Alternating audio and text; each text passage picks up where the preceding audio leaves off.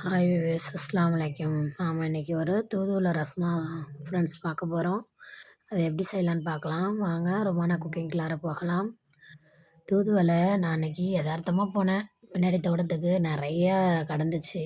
நானே நினச்சி பார்க்கவே இல்லை தூதுவளை பறிச்சிட்டு வந்து ரசம் வைப்போன்ட்டு.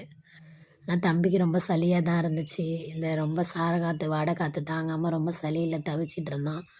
சரின்ட்டு பரவாயில்ல, அல்லா பறக்கத்தான் நமக்கு கொடுத்துட்டான்.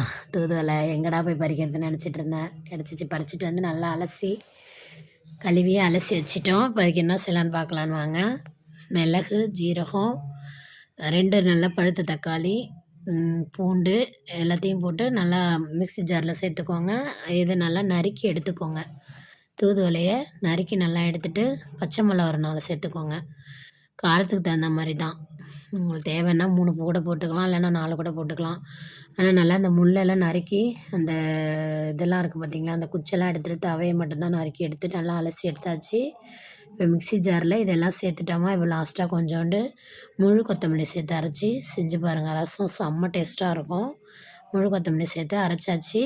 அப்புறம் இந்த தூதுவளை தவையை அலசி வச்சோம் பார்த்தீங்களா, அதையும் ஒரு மிக்ஸி ஜாரில் அதே இஞ்சி பூண்டு அதே மிளகு ஜீரகம் அரைச்ச ஜார்லேயே இதையும் கொஞ்சம் சேர்த்து அரைச்சிக்கோங்க. அதை தனியாக அரைச்சி இப்போ அந்த பேஸ்ட்டை எடுத்துகிட்டு அப்புறமே தூதுவளையை பேஸ்ட் ஆக்கிக்கோங்க.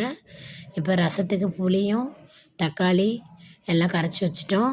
அதுக்கு தேவையான மஞ்சள் தூள், பெருஞ்சீரகம், பெருங்காயத்தூள் இதெல்லாம் போட்டு கலக்கி அதை கரைச்சி ஒரு பக்கம் வச்சாச்சு. கருவேப்பிலையோட அடுப்பில் ஒரு கடாயை வச்சுட்டு எண்ணெய் ஊற்றி கடுகு போட்டு தாளிச்சிட்டு நம்ம மிளகு, ஜீரகம், பூண்டெல்லாம் இடித்து வச்சோம் பார்த்தீங்களா, அதை எல்லாத்தையும் அதில் நல்லா போட்டு நல்லா வதக்கிக்கோங்க. நல்லா வதக்கிட்டு நம்ம கரைச்சி வச்சோம் பார்த்தீங்களா புளி கரைசல், கம்மியாக தான் புளி போடணும். இதுக்கு நிறையா போட்டுறாதீங்க. கம்மியாக அரை நெல்லிக்காய் சைஸ் சொல்லுவாங்கள்ல, அந்த அளவுக்கு புளி போடுங்க. புளி போட்டு அது கூட தக்காளி, கருவேப்பிலை எல்லாத்தையும் அதிலே போட்டுருங்க. நல்லா சூப்பராக இருக்கும். கொதிக்கும் போது நல்லா வாசனையாக இருக்கும். போட்டு நல்லா கொதிக்க வைங்க. நல்லாலாம் கொதிக்கக்கூடாது, நல்லா கொதிக்கக்கூடாது. முட்டை கொதின்னு சொல்லுவாங்கள்ல, அந்த அளவு வர வரையும் கொதிக்க வைங்க. அதுங்காட்டியுமே நம்ம அதுக்கு முன்னாடி என்ன செய்யணும்னா, நல்லா கலக்கி விட்டுட்டு உப்பு பார்த்துக்கோங்க. உப்பு தான் கரெக்டு. உப்பு பார்த்துக்கோங்க. உப்பு பார்த்துட்டு கொஞ்சம் தேவையான அளவு தண்ணி ஊற்றிக்கோங்க. தண்ணி ஊற்றிட்டு அந்த நம்ம அரைச்சி வச்சுருக்கோம் பார்த்தீங்களா பேஸ்ட்டு, தூதுவளை பேஸ்ட்டு, அதை இதில் தூக்கி ஊற்றிக்கோங்க. ஏன்னா நம்ம அடை செஞ்சு கொடுத்தா பிள்ளைங்க சாப்பிடவே சாப்பிடாதுங்க. இப்படி செஞ்சு கொடுத்தா மட்டும்தான் பிள்ளைங்க ரசம்னு நினச்சிட்டு சாப்பாட்டில் ஊற்றி சாப்பிடுவாங்க. சளிக்கு அவ்வளோ நல்லது. சளி, இருமல் சீக்கிரமாக சரியாக போயிடும். இந்த டைமுக்கு, இந்த கிளைமேட்டுக்கு, குளிர் அடிக்கிற குளிருக்கு இந்த ரசம் சாதம் பிள்ளைங்க உடம்புக்கு ரொம்ப ஹெல்த்தியான ஒரு ரசம் இது. சாதா ரசம் போலவே பிள்ளைங்க நினச்சி சாப்பிட்ருவாங்க. ஆனால் அதில் என்ன மருந்து என்ன, அதில் என்ன மருத்துவ குணம் கலந்துருக்கும் நமக்கு மட்டும் தான் தெரியும். பிள்ளைங்களுக்கு செஞ்சு கொடுத்து பார்த்துட்டு கமெண்ட்டில் சொல்லுங்கள். செஞ்சு பார்த்துட்டு சொல்லுங்கள். ரொம்ப டேஸ்டியாக இருக்கும். என்னுடைய ஸ்டைலில் நான் செஞ்சுருக்கேன். எல்லோரும் வைக்கிறது தான் நீங்களும் வைக்கிறீங்க அப்படி சொல்லிடாதீங்க.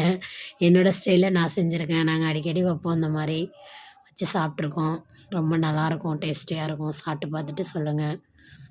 பாருங்கள் எவ்வளோ சூப்பராக வந்திருக்கு பாருங்கள். ரசம் பச்சை பசி எவ்வளோ சூப்பராக பச்சை பசேர்னு வந்திருக்கு பாருங்கள் ஃப்ரெண்ட்ஸ். ஓகே ஃப்ரெண்ட்ஸ், அஸ்ஸலாமு அலைக்கும். ட்ரை பண்ணி பார்த்துட்டு கமெண்ட்டில் சொல்லுங்கள், ஷேர் பண்ணுங்கள், லைக் பண்ணுங்கள், சப்ஸ்கிரைப் பண்ணுங்கள். ஆல் வியூவர்ஸ் அனைவருக்கும் அஸ்ஸலாமு அலைக்கும். வலைக்கும் சலாம் ரஹமத்துல்லாஹி தஆலா பரகாத்துஹு.